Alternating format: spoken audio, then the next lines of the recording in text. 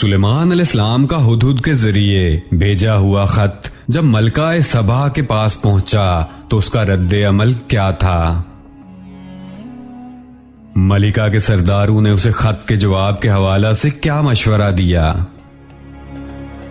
سلیمان علیہ السلام نے ملکہ کے بھیجے ہوئے قاصد کو ملکہ کے لیے کیا پیغام دے کر واپس بھیجا؟ ملکہ کا تخت کیسا تھا اور اسے سلیمان علیہ السلام نے اپنے دربار میں کیسے حاضر کروایا؟ یہ اور اس طرح کے تمام سوالات کے جوابات جاننے کے لیے ہماری آج کی ویڈیو کو مکمل دیکھیں، ہمارے چینل دا لیڈنگ لائٹس کو سبسکرائب کریں اور ساتھ ہی موجود بیل آئیکن کو کلک کریں تاکہ ہماری آنے والی تمام ویڈیوز آپ تک بروقت پہنچ سکیں۔ ناظرین محترم، جیسا کہ ہم آپ کو قصہ سلیمان علیہ السلام کے دوسرے حصہ میں بتا چکے ہیں کہ ہدہد کی غیر حاضری کی وجہ میں جو اس نے بتایا کہ سباہ قوم میں ایک عورت بادشاہ ہے اور وہ خدائے واحد کو سجدہ کرنے کے بجائے سورج کو سجدہ کرتے ہیں، تو سلیمان علیہ السلام نے ہدہد کو ایک خط اس ملکہ کے نام لکھ کر دیا اور اسے حکم دیا کہ ملکہ کے پاس جاؤ اور اسے یہ خط دے کر دیکھو کہ وہ کیا جواب دیتے ہیں۔ ایسے ہدہد وہ خط لے کر ملکہ کے محل میں پہنچ گیا۔ ملکہ کا نام بلقیس تھا۔ ہدہد نے دربار میں جا کر خط کو ملکہ کے سامنے گرایا اور ہد پیچھے جا کر بیٹھ گیا۔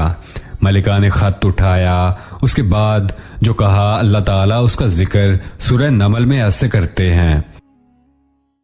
وہ کہنے لگی، اے سردارو، میری طرف ایک باوقت خط ڈالا گیا ہے جو سلیمان کی جانب سے ہے اور جو بخشش کرنے والے مہربان اللہ کے نام سے شروع ہے۔ لکھا ہے کہ تم میرے سامنے سرکشی نہ کرو اور مسلمان بن کر میرے پاس آ جاؤ۔ اس نے کہا، اے میرے سردارو، تم میرے اس معاملے میں مجھے مشورہ دو، میں کسی امر کا فیصلہ تمہارے بغیر نہیں کیا کرتی۔ انہوں نے جواب دیا، ہم طاقتور اور لڑنے والے لوگ ہیں، آگے فیصلہ آپ کے ہاتھ میں ہے، آپ خود ہی سوچ لیں کہ ہمیں آپ کیا حکم فرماتی ہیں۔ اس نے کہا کہ بادشاہ جب کسی بستی میں گھستے ہیں تو اسے اجاڑ دیتے ہیں اور وہاں کے باعزت لوگوں کو ذلیل کر دیتے ہیں، اور یہ لوگ بھی ایسا ہی کریں گے۔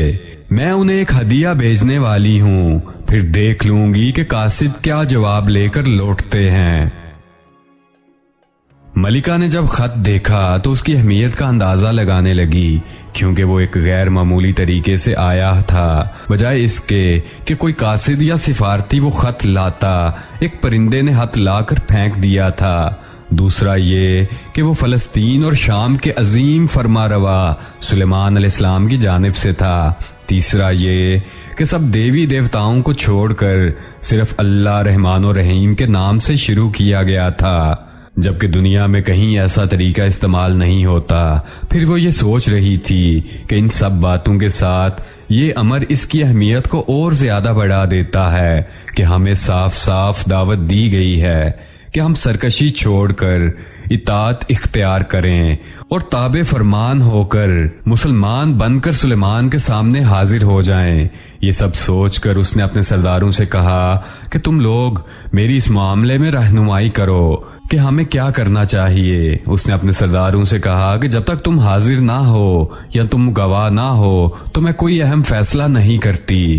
اس کے سرداروں نے اسے کہا کہ تمہیں پتا ہے کہ ہم بہت طاقتور ہیں اور ہمارے لشکر بھی بہت بڑے ہیں، اس لیے باقی اب آپ دیکھ لیں، ہماری طاقت اور تعداد کا آپ کو اندازہ ہے، اس کے بعد آپ جو حکم دیں گی ہم اس پر عمل کریں گے۔ ملکہ بولی کہ نہیں، ہمیں ابھی جنگ کی طرف نہیں جانا چاہیے، کیونکہ جب ایسے بادشاہ کسی ملک پر حلہ بولتے ہیں تو وہ اسے اجاڑ دیتے ہیں اور لوگوں کو ذلیل کر دیتے ہیں۔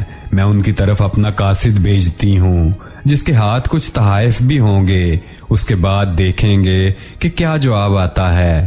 ان کے جواب سے ہمیں یہ اندازہ ہو جائے گا کہ فلسطین اور شام کا فرما روا کیسا ہے، پھر ہم فیصلہ کریں گے کہ ہمیں کیا کرنا ہے۔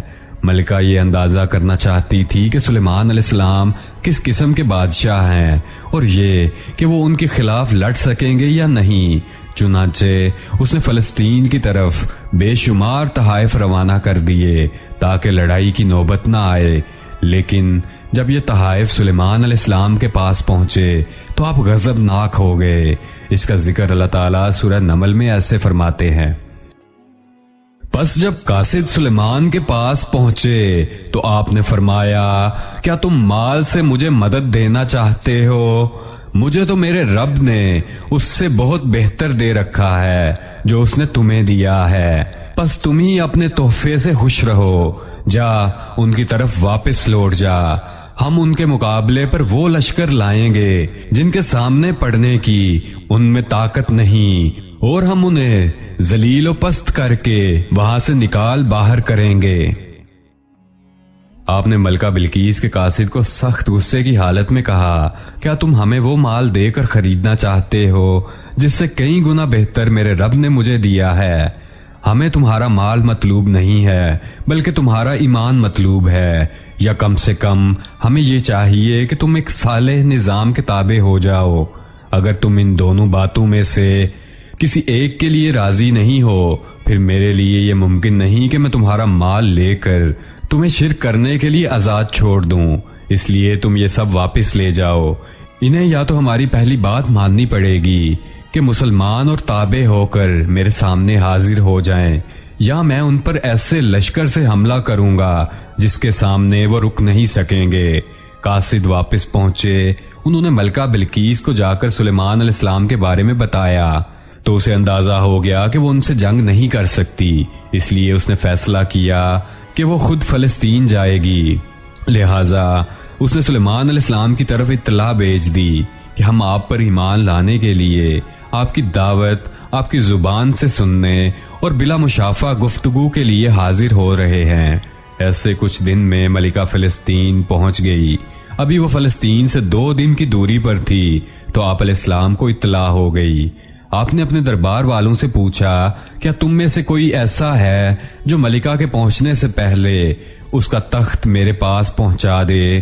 اس کا ذکر اللہ تعالیٰ سورہ نمل میں فرماتے ہیں، سلیمان نے کہا، اے اہل دربار، تم میں سے کون اس کا تخت میرے پاس لاتا ہے قبل اس کے کہ وہ لوگ متی ہو کر میرے سامنے حاضر ہوں؟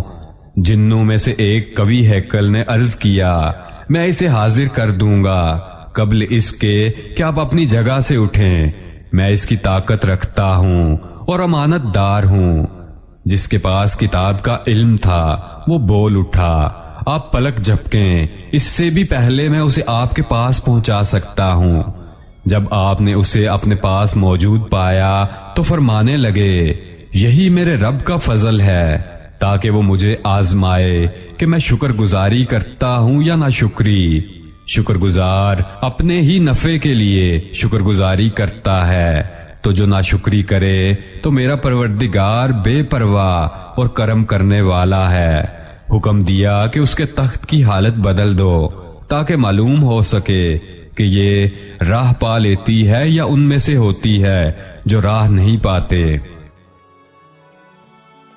سلیمان علیہ السلام کی بات سن کر پہلے ایک جن اٹھا، اس نے تخت کو لانے کا کہا کہ میں ملکہ کا تخت آپ کے یہاں سے اٹھنے سے پہلے لا کر دوں گا، لیکن اس کے بعد دربار میں موجود ایک شخص اٹھا، اس نے کہا کہ میں آپ کی پلک جھپکنے سے پہلے تخت آپ کے سامنے لا دوں گا۔ مفسرین بیان کرتے ہیں کہ وہ شخص کوئی انسان نہیں تھا بلکہ اللہ تعالیٰ کا فرشتہ تھا، جس نے پلک جھپکنے کی دیر میں ملکہ کا تخت، جسے اٹھانے کے لیے اس نے سینکڑوں غلام رکھے ہوئے تھے، جو اتنا وزنی تھا اسے اٹھایا نہیں جا سکتا تھا، وہ سونے کا بنا ہوا تھا اور اس پر بہت سے جواہرات لگے ہوئے تھے۔ اب ایک ایسے وزنی چیز کو پلک جھپکنے کی رفتار سے یمن سے اٹھا کر فلسطین پہنچانا بھی اللہ تعالیٰ کا فضل ہے۔ وہی ذات ہے جو کہ ہر ایک چیز پر قادر ہے، جس نے یہ کائنات بنائی ہے، جس کے پاس ہر ایک چیز کا صحیح اندازہ ہے، جس کے قبضے میں سورج اور چاند کا نکلنا اور ان کا غروب ہونا ہے، جس کے پاس ایک چھوٹے سے بیج سے ایک تناور درخت بنانے کی طاقت ہے، جس نے پانی کے گندے قطرے سے ہمیں بنا دیا، اس کے پاس اس کے ہاں کچھ بھی ناممکن نہیں ہے۔ وہی تھا، وہی ہے اور وہی رہنے والا ہے۔ اسی ذات نے سلیمان علیہ السلام کی محفل میں موجود اس شخص جسے فرشتہ کہا گیا ہے یہ حکم دیا کہ وہ پلک جھپکنے کی رفتار سے 1000 من وزنی تخت کو لگ بھگ 1500 میل دور لا کر رکھ دے۔ سلیمان علیہ السلام نے جب تخت کو اپنے سامنے دیکھا تو وہ بول اٹھے، فرمانے لگے، یہی میرے رب کا فضل ہے تاکہ وہ مجھے آزمائے کہ میں شکر گزاری کرتا ہوں یا ناشکری۔ شکر گزار اپنے ہی نفع کے لیے شکر گزاری کرتا ہے، تو جو ناشکری کرے تو میرا پروردگار بے پرواہ اور کرم کرنے والا ہے۔ ناظرین، یہاں ہمارے سلسلہ دا لیڈنگ لائٹس کے قصہ سلیمان علیہ السلام کا تیسرا حصہ مکمل ہوا۔ اس میں موجود تمام واقعات قرآن پاک، احادیث نبوی اور مستند کتابوں کا مجموعہ ہے۔ ملکہ جب سلیمان علیہ السلام کے دربار میں پہنچی تو اس کے بعد کیا ہوا، اس کے ساتھ ساتھ سلیمان علیہ السلام کی زندگی کے باقی حالات کے بارے میں جاننے کے لیے آپ کو ہماری اگلی ویڈیو تک انتظار کرنا ہوگا۔ جانے سے پہلے ہمارے چینل دا لیڈنگ لائٹس کو سبسکرائب کریں اور ساتھ ہی موجود بیل آئیکن کو کلک کریں تاکہ ہماری آنے والی تمام ویڈیوز آپ تک بر وقت پہنچ سکیں۔ شکریہ۔